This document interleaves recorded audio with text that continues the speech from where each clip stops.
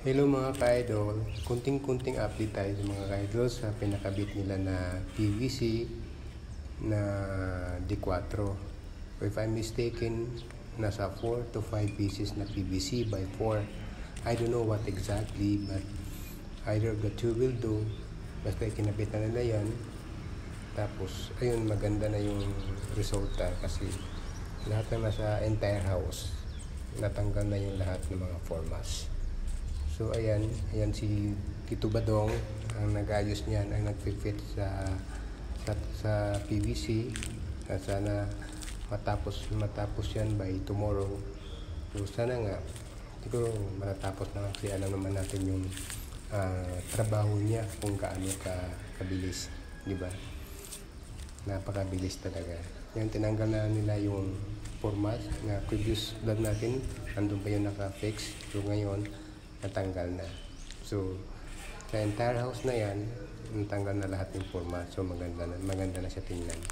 So hindi na ito pagmamayabang, kundi bigyan na tayo ng aspiring bilang isang OFW na kailangan talaga yung pera dapat pahalagahan, dapat marunong mag-manage ng pera, kung saan yung gagamitin, dapat alam lahat. Diba? So ayan mga ka-idol, nandiyan na. So magpipintura na lang sila at saka mag-tiles yung kulang. Kasi ngayon wala pang pera. Yun, tapos na rin yun. May isang nagta-touch up na lang para sa may mga sa kanto-kantuhan. Ayan mga ka-idol, wala na yung mga formas na i-clear na nila. At sana by next week magta-tiles na sila. So ayan, medyo malapit-lapit na, konting push na lang para mabuo na lahat, di ba mga ka-idol? So ayan, kung sino dyan magpapagawa ng bahay dyan, andyan si Tito Badong, welcome na mag-assist sa inyo kung anong gusto nyo ipapagawa. Thank you for watching. At ayan na nga mga ka-idol, no, na nakapagbigay na tayo ng update. Okay na. By next week baka magta-tiles na yan sila o di magpipintura.